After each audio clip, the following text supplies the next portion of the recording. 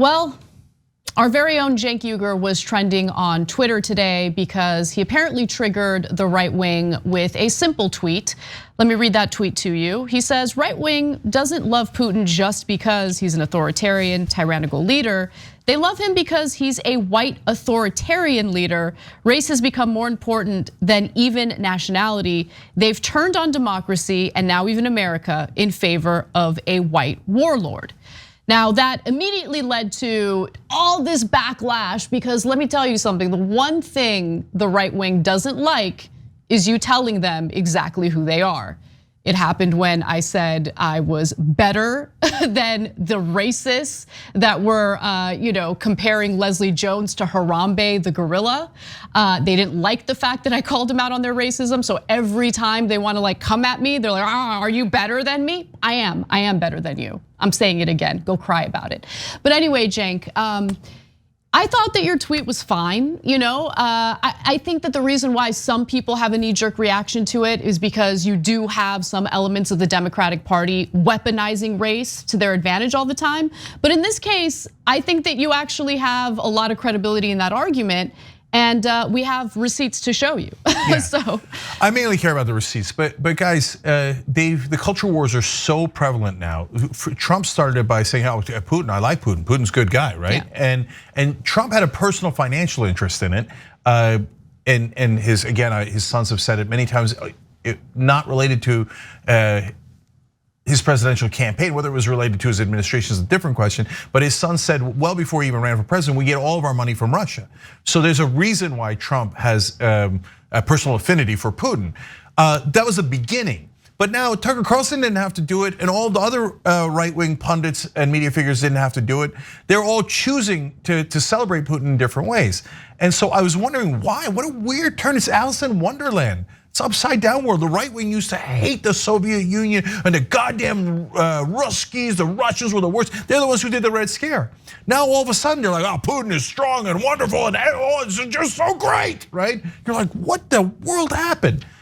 And they are desirous of a white leader who takes charge and is a strong man.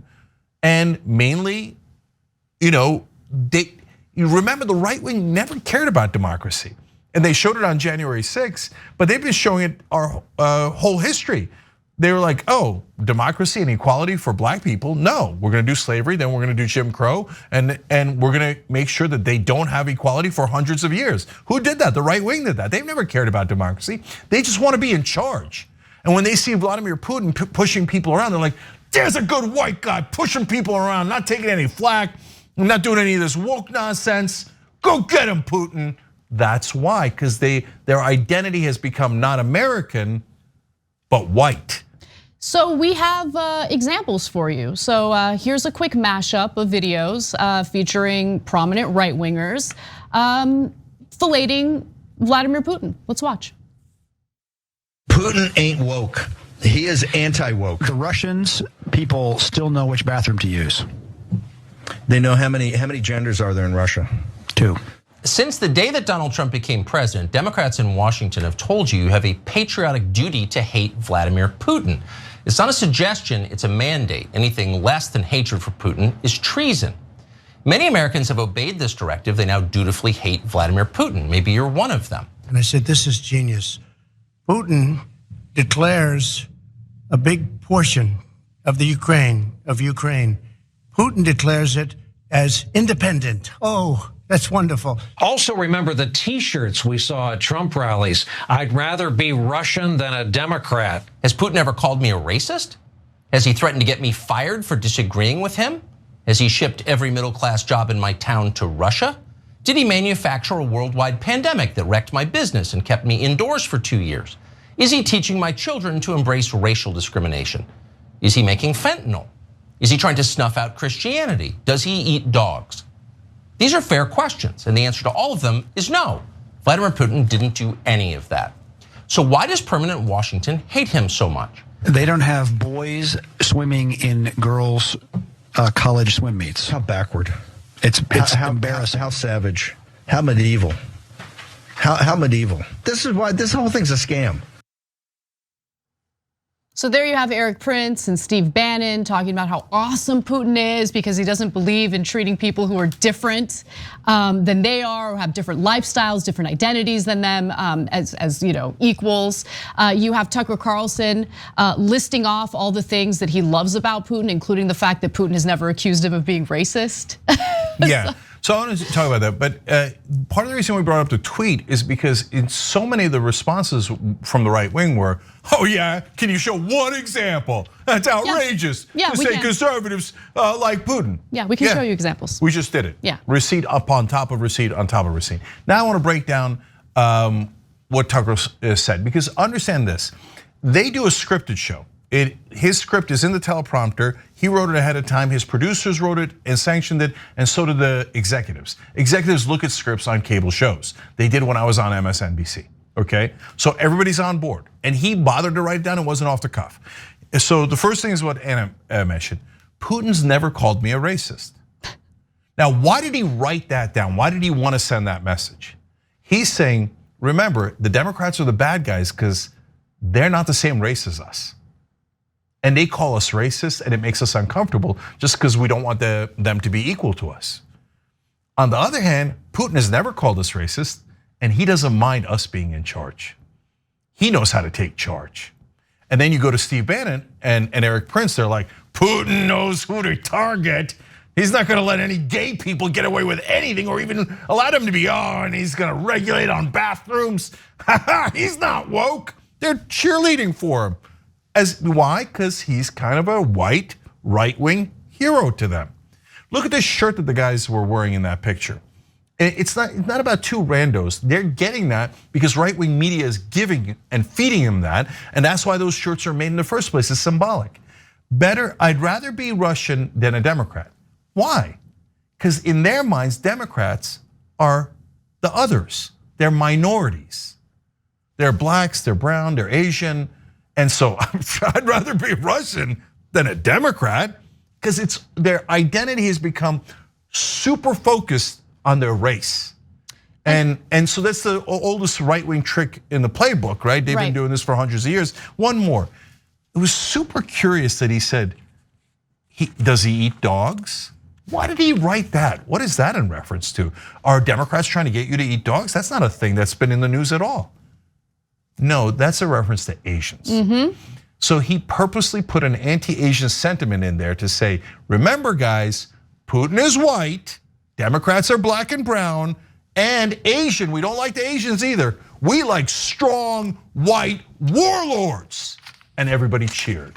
Thunderous applause in the right wing. Yeah, look, I'm tired of people behaving a certain way and then throwing temper tantrums when others judge them based on the way they're behaving.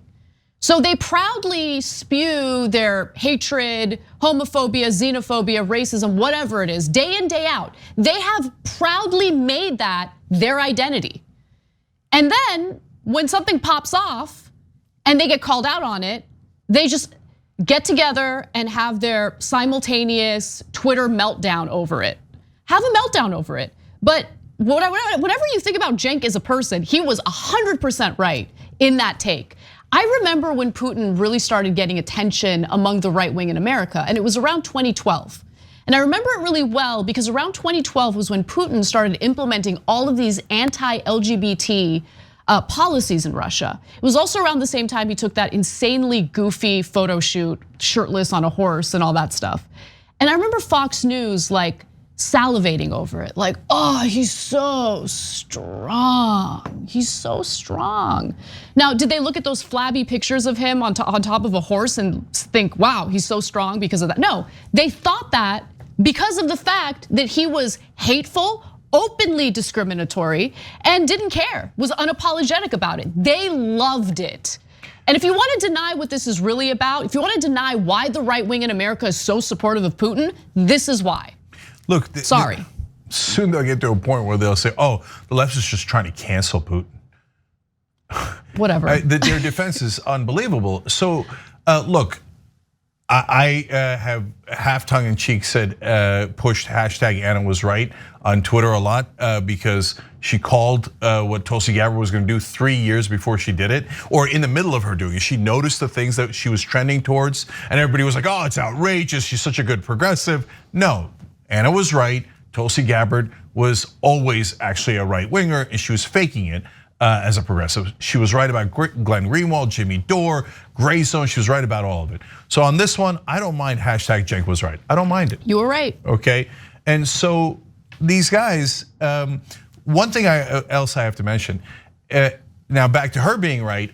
But guys, it's important for you to know we're not just saying it like, haha, we were right. This is a matter of massive importance. They're turning half the country against America and our allies.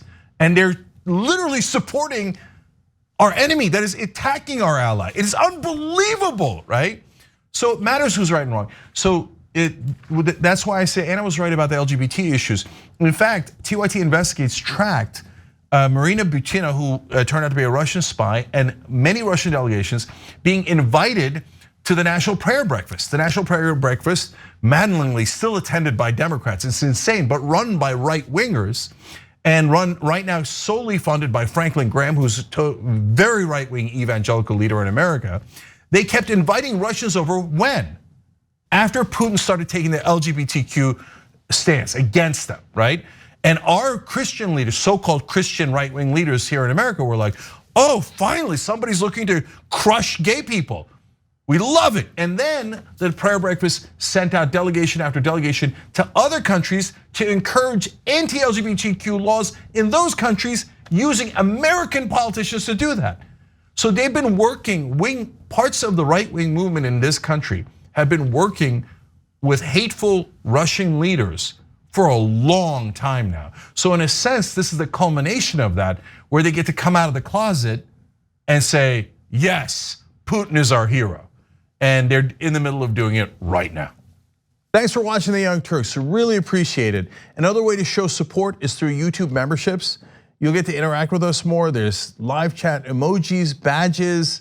You've got emojis of me, Anna, John, JR, so those are super fun. But you also get playback of our exclusive member-only shows and specials right after they air. So all of that, all you gotta do is click that join button right underneath the video. Thank you.